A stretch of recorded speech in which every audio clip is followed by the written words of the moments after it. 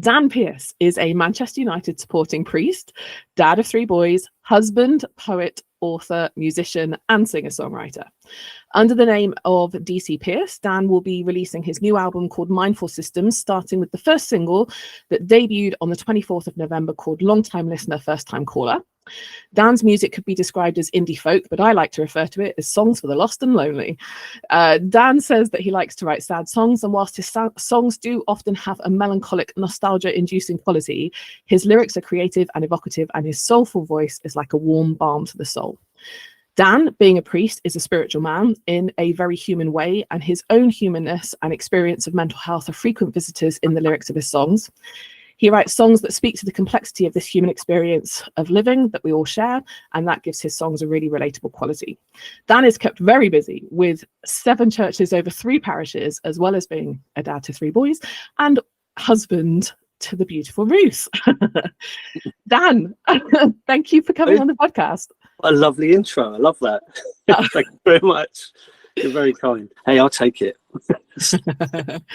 Wow. Oh my gosh, where do we start? So for everybody listening, Dan and I met, well, what we were saying 22, 23 years ago now, back in a completely different era of my life where we were both at Bible college together, which is such a strange thing to say now. Like, lives are so weird. And I've obviously gone on to become a therapist and coach and that kind of thing. And you become a priest. Yeah. Not necessarily something even my parents would have guessed 22 really? Yeah, that's what happened. Yeah. So I mean, there's so many things I kind of want to ask about that bit. I want to ask about the music, and we'll get to it. But let's start with passion. So obviously this is the Passion Purpose Power podcast. I do like an alliteration. What are you most passionate about? I can only imagine there's lots of things that you're passionate about, but what are some of the things you're passionate about? What kind of really excites you about stuff, life? You probably touched on them all in the intro, which would be I'm passionate about God's grace, what that means.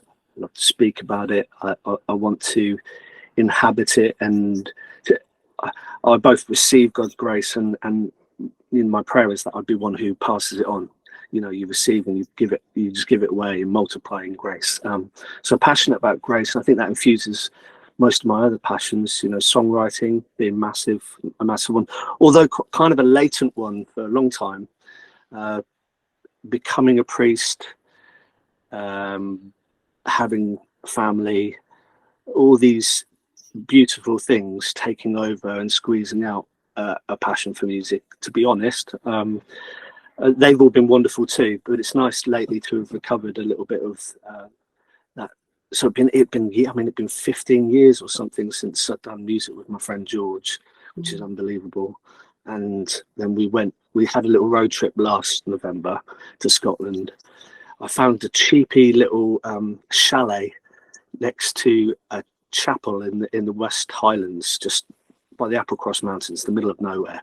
And we drove up there, and it's just amazing place. And I mean, the chalet was a bit rough and ready, but we set up a studio in the church and just recorded for the week and went for walks and drank wine and stuff. It was just brilliant. And so I took all these scraps of little songs I'd just been chipping away at over years, dumped them all in front of George and said, "What's good?" And then we just recorded. And then he went away and mastered and produced and got loads of other collaborators involved. And what's so wonderful now is, like, everybody's so used to working across continents. We've got a friend from the States who's involved, friends from Dublin who played, friends from the Isle of Skye who played, who we just sent them the tracks and they just recorded on top, and I love it. It's fabulous. So music, and then obviously I couldn't not say family. Just as you say, beautiful Ruth and my beautiful boys. Got 3 lads, 15, 14 and 9. They've got names as well. Rory, Joe and Luke, and they're fabulous. And our passion for football together, they're all football mad, and me and Ruth are football mad. So yeah, there you go. Passion. Wow. Incredible. What? Yeah, and I think that's. I mean, I suppose what you're talking about is sort of seasons there. Like you've had this kind of. I mean, I guess I don't think the season of parenthood ever ends particularly, but you've sort of talked about, the music being latent, being, yes, the thing that gets, like you say, squeezed out. Is there a cost? I mean, I get it. I'm a busy person, and creativity can often be the thing that goes first when we've got so much other stuff going on. How, if at all, are you managing those different demands on your time and energy? I'm gonna horribly name drop, but the Archbishop of York used to be the Bishop of Chelmsford, and when he was Bishop of Chelmsford, where I live, I chatted to him once, Stephen Cottrell, and he writes and writes, and he's a really prolific writer of books. So I was chatting to him saying, like, man, how do you find time to write so much? And he said, we make time for what we want to make time for. You make time for the things you love. And that sort of clicked something for me. This is only in the last, maybe it was about 5 years ago. It didn't happen instantly, but over the last 5 years, kind of going, I love to write, I love to play songs, and I need to build that into, really, really actively build that into my time and make that happen. They're just, so yeah, I guess that spoke to me. I thought, right, that's where I need to put my efforts. Because being a parish priest is just, it is endlessly busy, because you could be in schools, you could be in the local hospital, you can be visiting people, you can be whatever, just literally the list is endless. So you have to really carve out the time to do the things you love. So I just began to do that very, very slowly. And I'd say only now I'm in a bit of a groove with both the music and my passion for writing stuff too. So, yeah, you make time for what you want to make time for. That was a real lightning bolt. So I thought, that's what I'm going to have to do. It isn't going to magically start happening one day. But to be deliberate.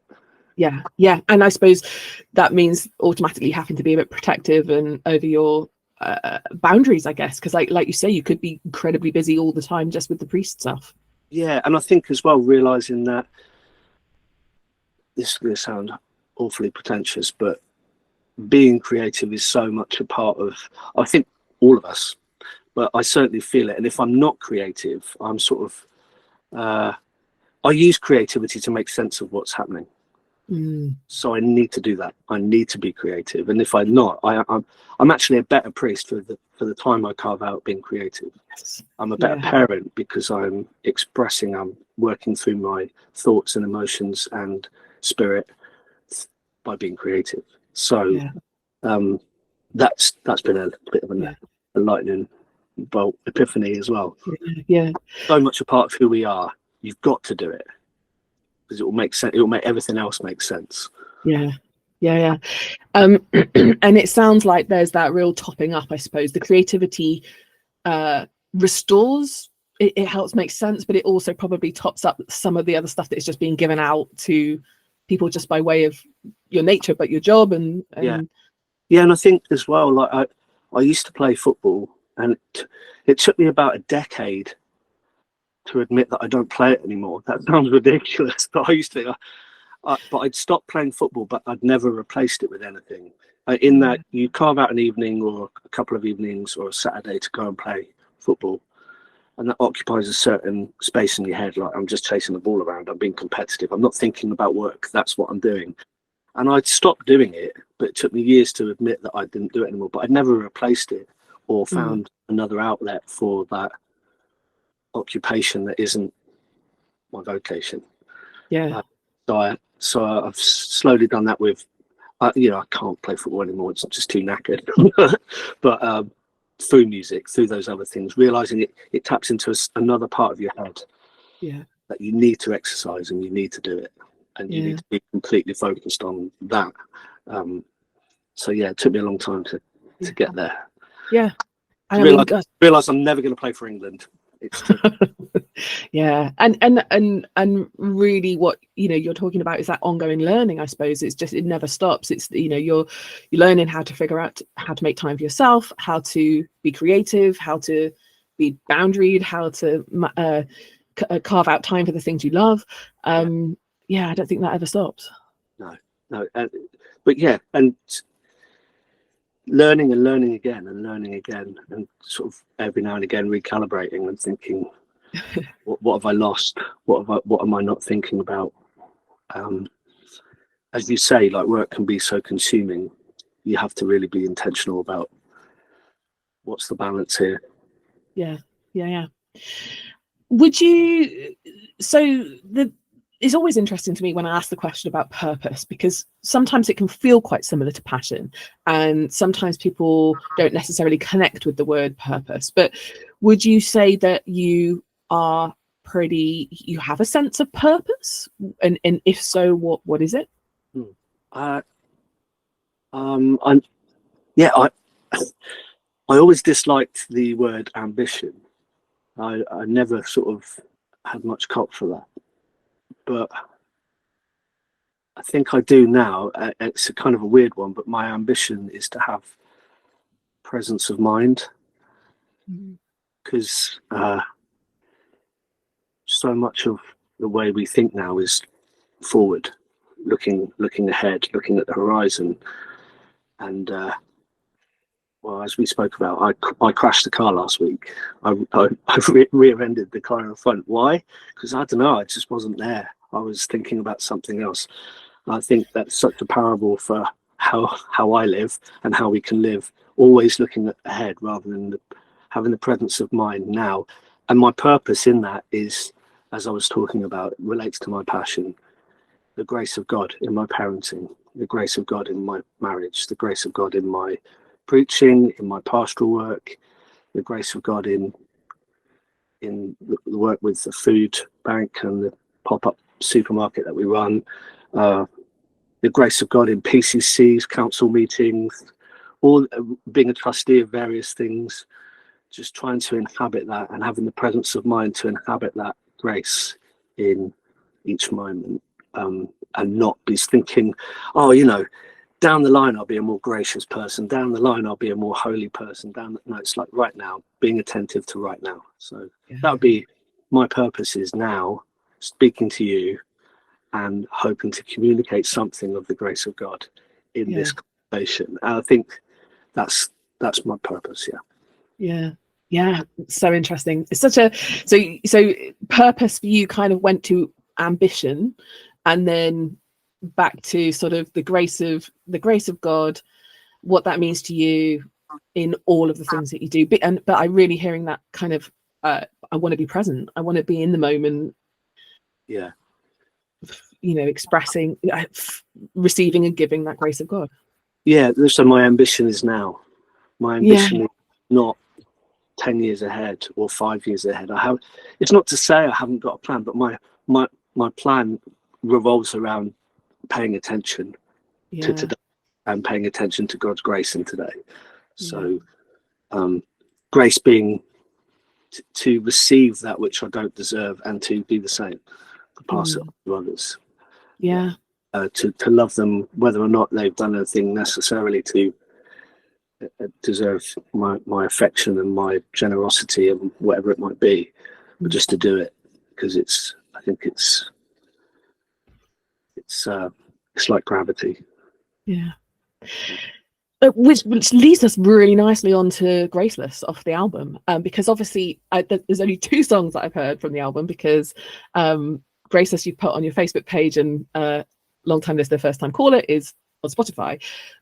Graceless is such a beautiful song and literally makes me so emotional to hear it. And I don't know why. I was thinking about it because like maybe this is just because it's because you are attached to this period of time where I was such a different person, so quite lost and lonely really back then, and I don't kind of feel that way now.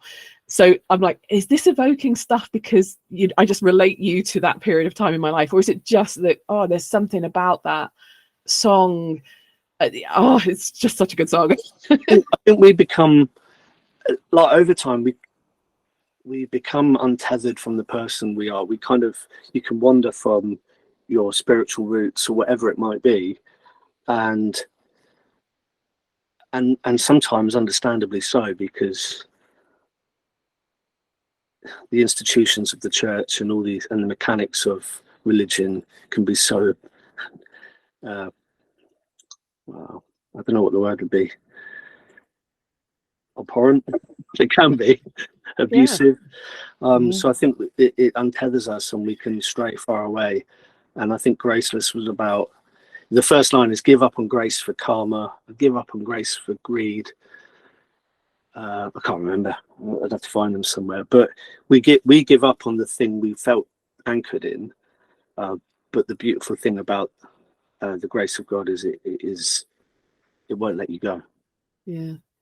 So as far as you can walk from it, it's kind of like,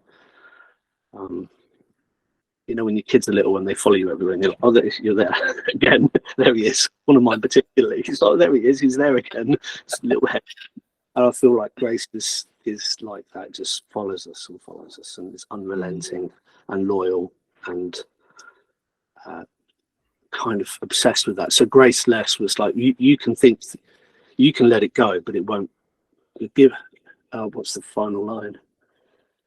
Give up on grace for nothing, but grace ain't give up on me. Yeah. So I just, my dog's going crazy. Can you hear that?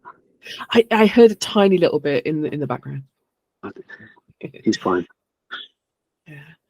Well, I mean, yeah, it's so interesting, and it's something that I've been thinking about a lot recently, just because I've got my best friend's husband is very ill in hospital at the minute, and not for the first time, I've missed not having someone to pray to, and missed, and I think my spirituality is still evolving, and my concept of God changes from like, is there one to, you know, maybe she's ace, I don't know.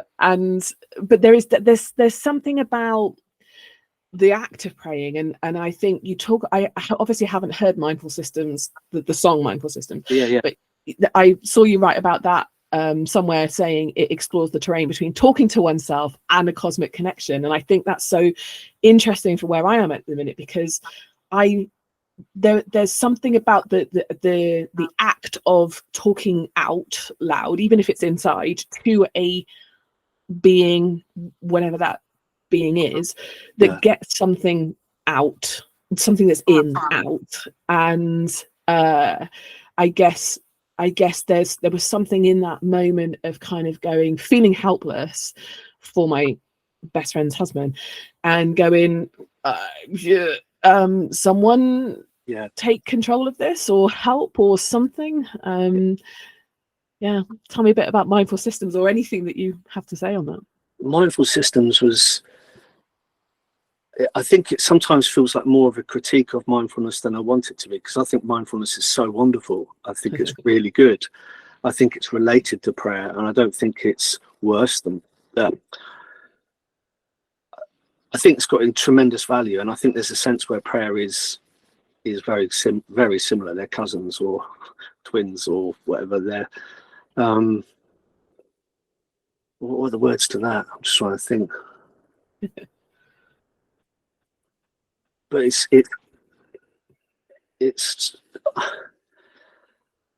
yeah, I didn't want to be, same with Graceless. Like when I say give up on grace for karma, I remember saying to a friend, he was asking me about that song, and I was less than kind about karma. And then I thought, no, I don't want to be unkind about somebody else's religion or somebody else's practice. And I feel the same with mindfulness, Mindful Systems. I'm not dissing mindfulness, but there is a sense where I'm going, I think it's something, there's something really good there, but it's not the whole package. And I feel like prayer is more complete. But yeah, in both those songs, I didn't want to diss I don't like it when we go around saying, "Oh, that, karma, what a ridiculous idea." It's like, I'd love a conversation with anybody who really passionately believes that. I'd love to even argue with them, but not for the purpose of making them feel stupid or saying that it's wrong. And it's the same with mindfulness. I think it's brilliant, and I think prayer is comparable. But yeah. I think too often I grew up with the kind of God is on a cloud, old man with a white beard, as I'm becoming, and then there's Jesus, and then there's the Spirit, and we very much make it. We kind of create God in our image, whereas God is not a man, as you were saying earlier. About God is beyond our imagining. So, I mean, Jesus was a man, and Jesus is God, but God is so much bigger than that. So, I wouldn't want to. I think I think it's helpful to name God in Jesus Christ, but almost we get obsessed with labels. And I think there's a humility with the mindfulness thing, for example. I'm babbling, but just to sit and be still and to concentrate on my breath and to hold the situations of the day or whatever it might be. I hold them before myself, and I hold them before God, the divine, love, grace, and what do you want me to do with these things? Or if anything, rather than the idea I used to have, which was I'm literally sat next to a dude and we have a conversation kind of prayer. I think it's more cosmic than that. I think that's been a really helpful image. It's born out of the personal Jesus kind of stuff. Billy Graham, the whole personal evangelism. We create this idea of God who sits next to us, and that's no bad thing, but I think we lose sight of the fact that God is way more cosmic and inexplicable and than that. So I think somehow I think mindfulness has become. I think you can have revelation of God in that, and so that was kind of a circuitous route to saying I don't know what mindful systems is about. I really quite enjoy the fact that you can't remember the lyrics to your songs as well, because that makes me feel better about it. Unless I've got them written down in front of me, I can't remember anything that I've written. Yeah, no, I'm pretty bad. Yeah, I do have to have it on my iPad just down there so I can see it if I'm ever playing them. I mean, mindful. I mean, I think I have a bit of a love-hate relationship with the word mindfulness, just in the sort of secular term of because it's sort of been presented as a catch-all of like, oh, have you tried being mindful? And when I am ADHD, I have a very busy brain. It's incredibly hard to just kind of be present when there's 20 different thoughts that are going on at once. Have you found a way of kind of, maybe, do you feel like you have to contain your busy brain, or do you sort of, does that process of kind of prayer and mindfulness work for you? No, my brain, I can maybe be still for a day or two in parts. The whole kind of have your devotional time. As a good priest, I should be sitting down and being still, and even if I can manage that for like 4 days, I'm not a creature of habit. I wish I was. I'm just terribly not. I'm very flighty. So but I find writing helpful, writing kind of the blank page, and then writing as an act of prayer, writing to figure out what is it I want to say to God and what is God saying to me. I think the beauty of prayer, it may be the same as mindfulness or different, is it's not all me, and it's not all about what I'm putting out there. It's not even about the echoes of myself coming back. It's about, I think there is cosmic God of grace who would speak into my life. So that's the difference in prayer versus mindfulness. Mindfulness is me being centered with myself and putting my and thinking out of the universe. But I want more than an echo coming back, more of me I don't want more of me coming back at me. I kind of have experienced, I would say, God somehow communicating something back to me. Yeah. So that's the difference in prayer and mindfulness. I think mindfulness is about being in touch with myself. Prayer is about being in touch with myself and in touch with my God. And I forgot your question now. Me too, but that makes so much sense. I mean, you know, busy brains. So The next thing, writing. So writing can help me focus. Yeah. Something concrete, and then editing it, and I do it with prayer all the time, because I find sitting still tough, as you can see, fidgety, and I'm always on to the next thing. So actually, writing helps me. Yeah. And on Matt's podcast, you were talking about, you know, again, touching on what we've talked about today, I guess finding systems that work for you, because you were talking about like the general kind of teaching in becoming a priest is, you know, you think about your sermon for Sunday at the beginning of the week, and that doesn't work for you. And so what you're describing is you're finding ways to do prayer and reflection and devotions and sermon, right? You're making it work for you. Yeah, I think whatever your vocation or whatever your job, there's a sense of doing it as you would do it, not necessarily how the next person would do it. You know, like when you start writing songs, you start writing songs like your heroes. So for me, it would be Michael Stipe of REM, or whoever it might be, Elliott Smith. So there's almost mimicry going on. But then after a while, you start to you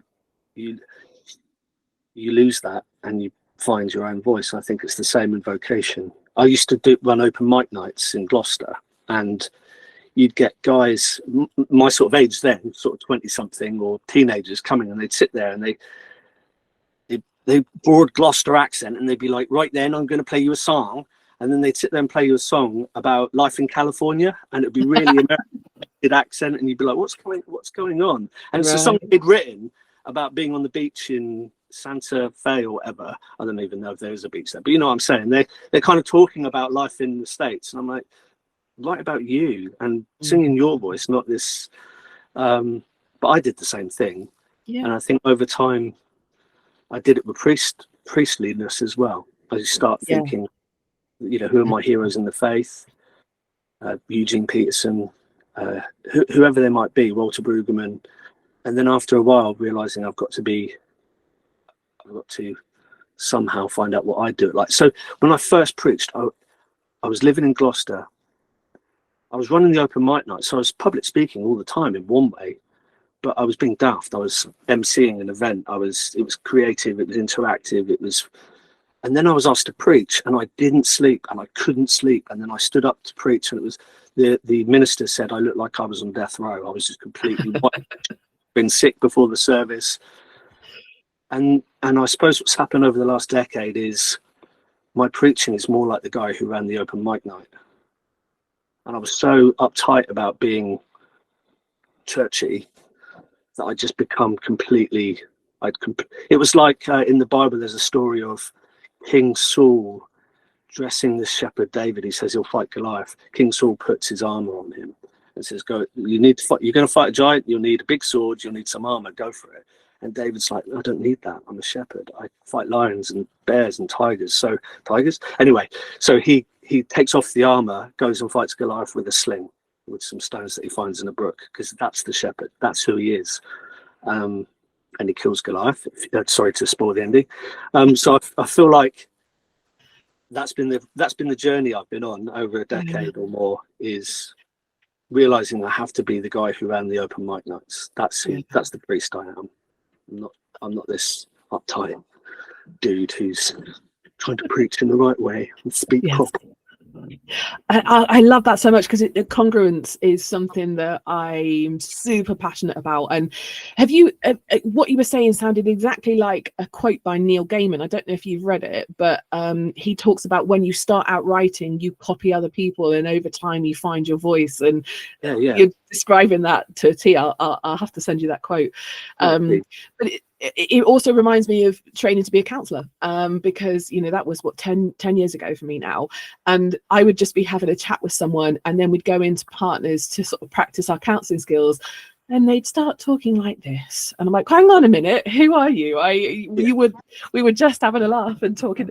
So I think, I am the same person that you would encounter now as you would in a therapy session, as you would down the pub.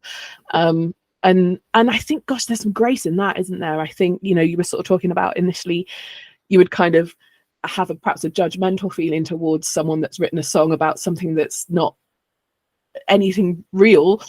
Yeah. But there's some grace in kind of allowing a journey for someone to go on to become more congruent and find their voice.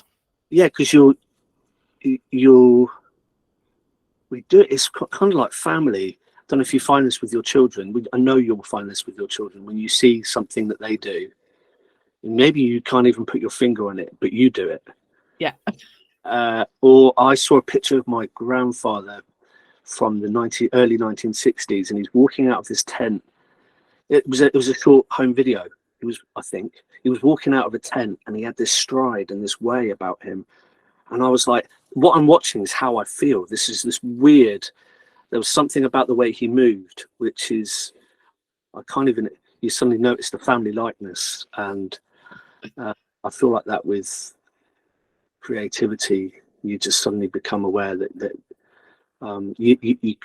you've been copying, but then you are different. So yeah, I copied REM. I copied all these people for a long time, and then suddenly realized I'm similar. You can tell the lineage, but I am different. When you listen to Mindful Systems, the album, you'd be able to tell there are touchstones there, but in a way it sounds like none of it because it's a different voice. It's yeah. Graceless is very Bob Dylan-esque. I definitely could hear some Bob Dylan lineage in Graceless. Yeah. No, I love that song. I love the video that we did for it too. It was an old family home video of the boys running down sand dunes, and they're just running towards the camera, and then they fall at the end. And I think I did it in black and white in slow motion, so there's just sand spraying everywhere really slowly, and then just the last bit you see is they've fallen, but they get up laughing. Right. And I just felt that was that spoke to grace. Yeah. Falling, but I get up laughing. Yeah. Like that.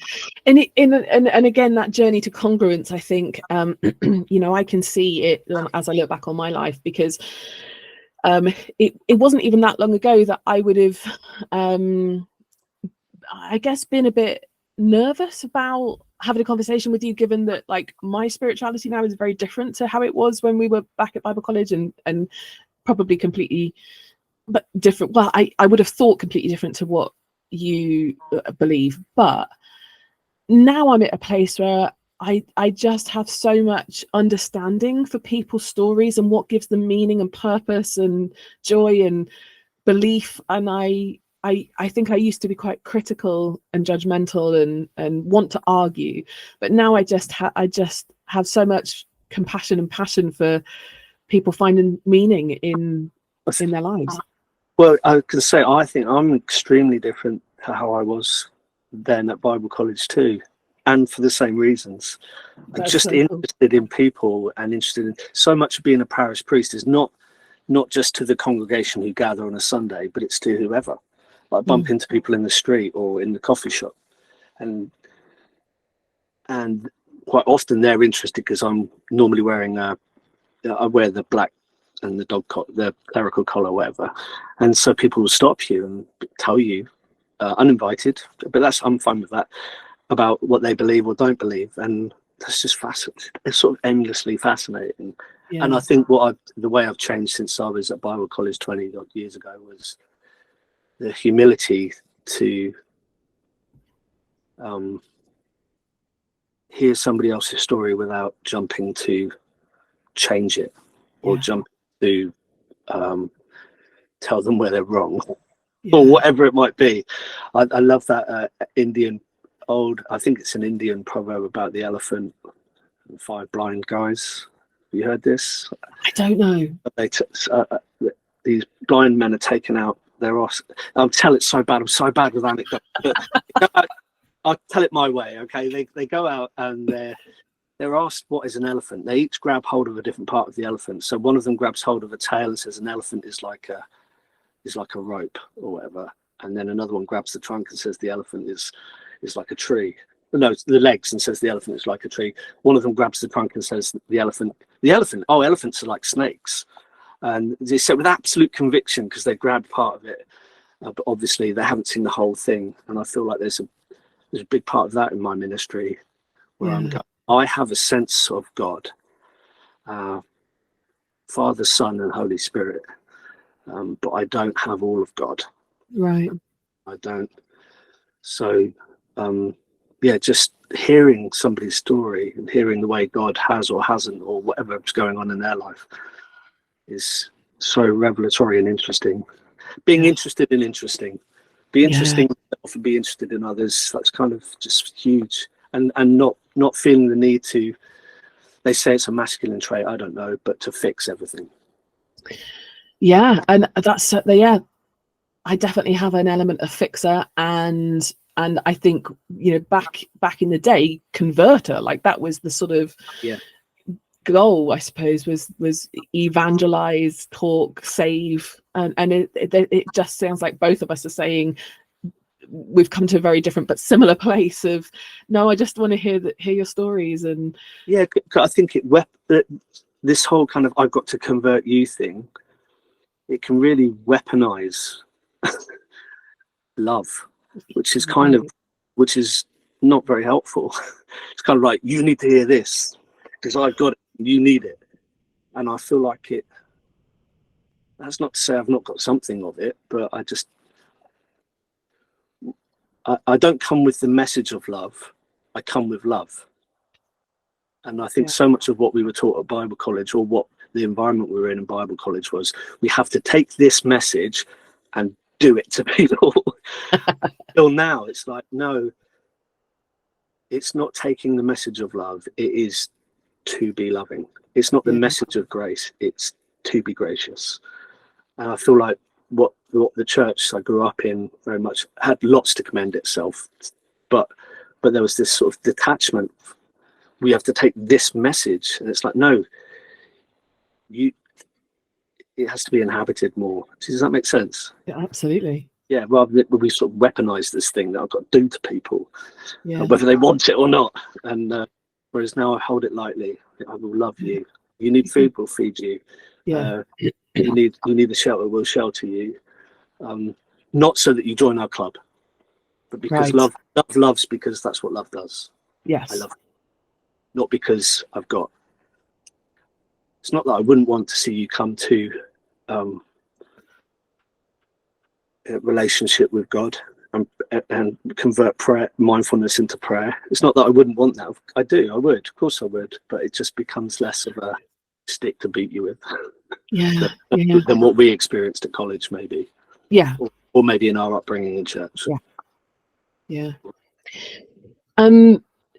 So power, I think this will be an interesting one to discuss with you, because obviously I guess within religion there is an element of power, but I'm really interested, my question to people on the podcast is, when do you feel that you're most powerful? And there's a real interesting noticing of change in that question when I'm asking you, because you're the first male that I've had on the podcast so far, and there's something when I ask women, when do you feel you're most powerful, because I really want women to feel more powerful, there's a difference for me in asking you, and I probably need to think about what that means and process that. But when what does power mean to you, and when do you feel that you're most powerful? Well, it's so fascinating, because I think I didn't realize, what does power mean to me? I didn't realize I had it, and I just do, because, and this is alarming, but I'm 6'3", I'm white, I'm male, I'm straight. In most rooms that I've ever walked into, I'm the tallest person, and for whatever reason, I've had privilege. I've had people look to me for the people. So it's like when I go to the garage with Ruth, my wife, and guys, the mechanic will talk to me. I have no idea. Not only no idea, I have no interest in cars. Ruth, however, is interested in cars. That I can tell them that they'll still talk to me. And I've seen that in church. I've seen that across all spheres. I didn't realize how much just by being. I think there's something around if you're over 6 foot. Like I don't know, the top 100 companies are run by white dudes who are over 6 foot or something. I'm so bad with facts. There is some sort of thing about being tall, white, straight. Is you're automatically privileged in lots of ways. So I think power for me, realizing that whether I want it or not, realizing my own privilege, realizing the power that I have, and realizing how being aware of that is so important. Being aware that I've always been represented in film. Not only that, I've always been the hero in most of the films I've ever watched. You know, I love old westerns, so it's like Alan Ladd, Robert Mitchum, John Wayne, Jimmy Stewart. What we're noticing about all these heroes of the westerns, they're all tall white guys. And I think if you're watching that all the time, it's like I expect to be the hero in any situation. I've just got that in my, I don't know why. I expect to be amazing. I've got that based on nothing. I just expect to be, and I think I've just grown with that. And only in recent years have I realised that, and sort of realised that how are you going to use that power that you have that you didn't know you had?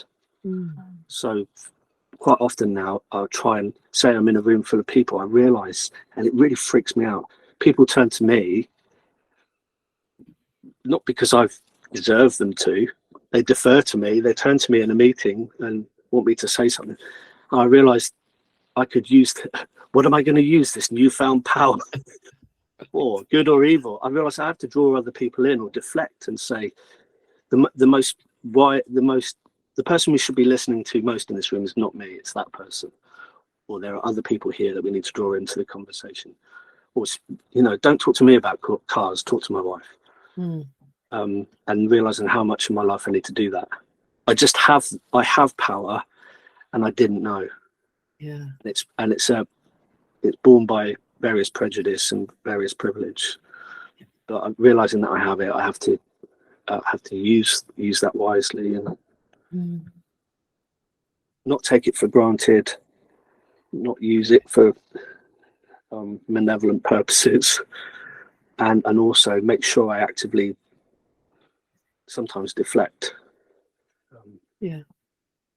Another long answer for you.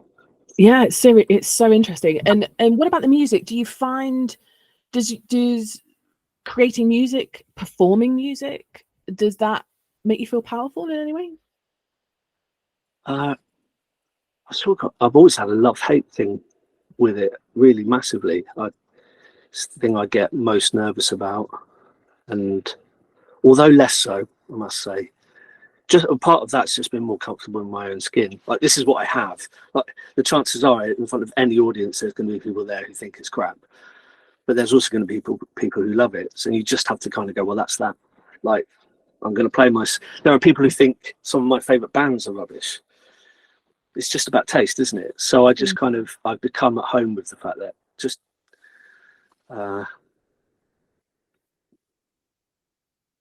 always play. Do I use power? I think I always look out on a room full of people, and you'll get the people who are going, right away they dig it. They're kind of like, yeah, we like this. You can tell them, and then you've got the ones you can tell are sort of neutral, and then you've got the haters. You've got the ones sitting there, and you think, okay, you're not on board at all. And then I spend the rest of the evening playing for that person. By the end of the evening, I want to have persuaded this, or so yeah. That's kind of I guess that's an application of some sort of power. I think right. I want to draw in the whole room. I don't want to just play for the people who like me. I want to sort of draw into the story with the lyrics or whatever it is, with the performance, drawing the people who think you're rubbish. I think that's I think I mean, power an energy, right? It's something that moves. It contains movement of some kind. I think, when I don't know about you in training to become a priest, but training to become a counsellor, we have to look at the power imbalances between me as a counsellor and a client that I'm working with who might be paying me and is vulnerable, and there's lots of power dynamics to work through. And then I look at the systems of government and the power dynamics that come from money and all sorts of systems. So I think power with self-awareness is great. Like, I think, I want people to feel powerful in order to enact change, whatever that might be. And then there's this shadow side, I suppose, to power, which can be malevolent, can be dangerous and evil. I don't know. Yeah. Well, I think I've probably operated most of my life, like I say, in ignorance of the power that I have.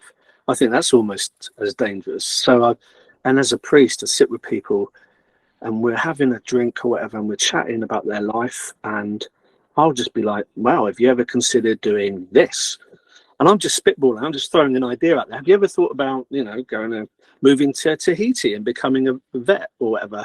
And then suddenly, like a few weeks later, particularly talking to younger people, it'll be like, Dave's moving to Tahiti to become a vet because you said he should. And I'm like, no, I didn't. I was just sort of throwing ideas out there. I don't know. And I'm realizing that people, I guess I sometimes think to myself, I'm just 12. I'm an idiot. Me in my head is just a boy. And not realizing that, the people you're talking to, like when you're counselling, you are their counsellor. You are their counsel.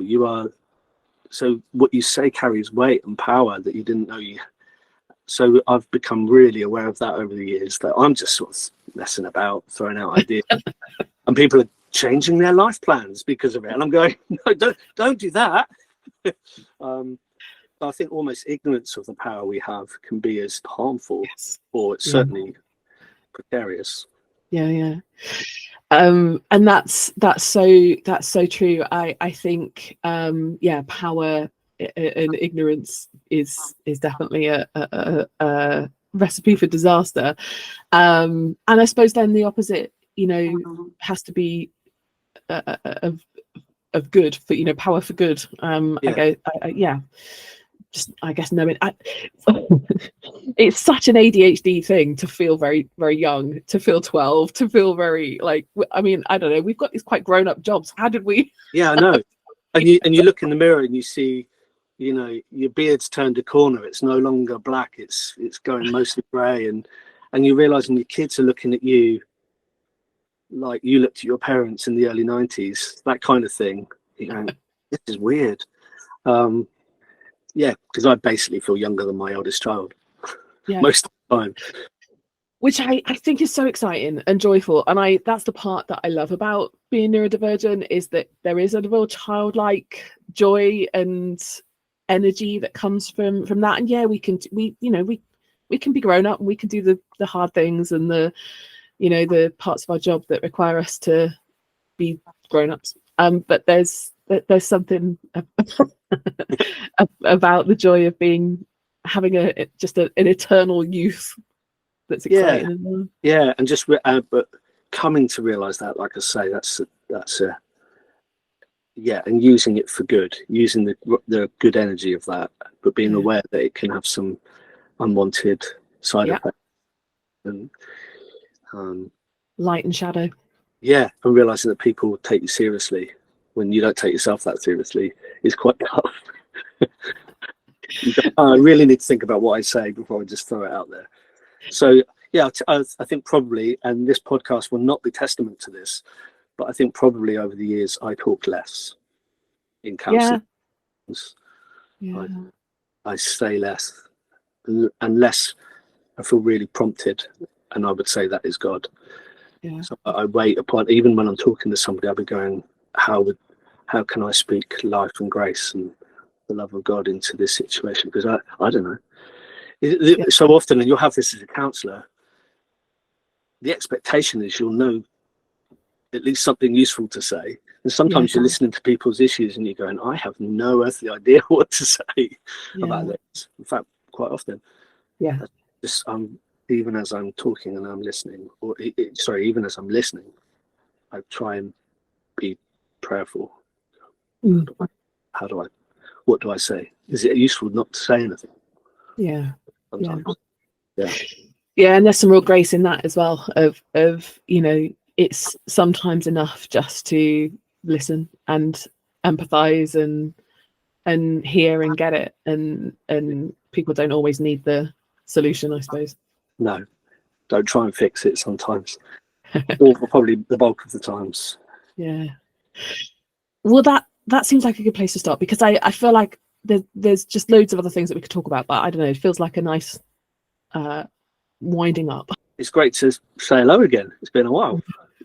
It's great to realize how different yet similar our stories are. It's true, even with the music, and I don't really do a lot with my music anymore, and so I'm guessing, well, I don't want to assume, are you gonna do live performances for this album? Are you going to tour? Maybe not. Well, I've got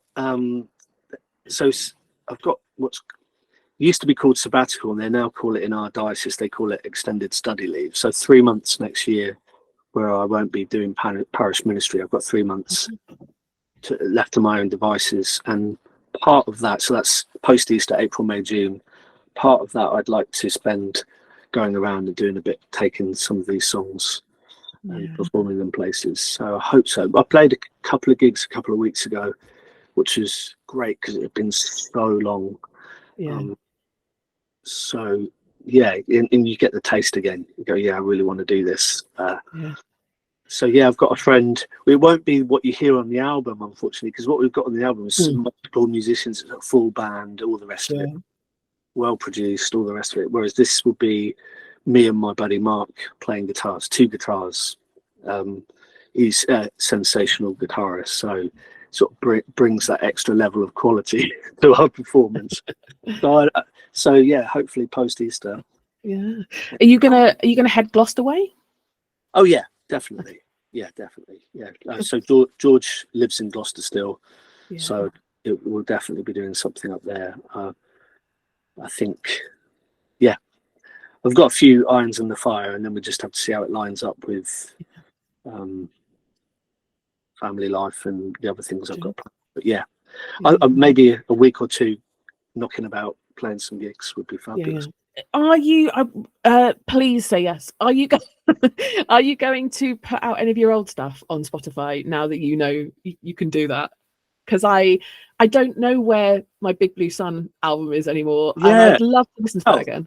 No, I should do that. Or George might be, actually. He might have said he might be. But yes, certainly. I think I might throw that in there somewhere. Probably after the album's all out. Then there's a few songs from that and a few from even longer ago that I played at this gig the other night. And it was I played them very differently to I did 20 years ago. But it was nice to think, you suddenly go, I've got this body of work. How did that happen? You do, and it's amazing. I used to sit around going, what 5 songs am I going to do for the gig? I don't even have 5. Whereas now, there's just loads to choose from. So that's great. You can sort of mess with old ones, rework them, do them differently, and bring them to life again. Yes, please. I can't. I'd love to. That would definitely be a trip down memory lane. And so get them on Spotify, and then I can hear them again. I will do. Awesome. Okay. Well, thank you so much for being on the podcast.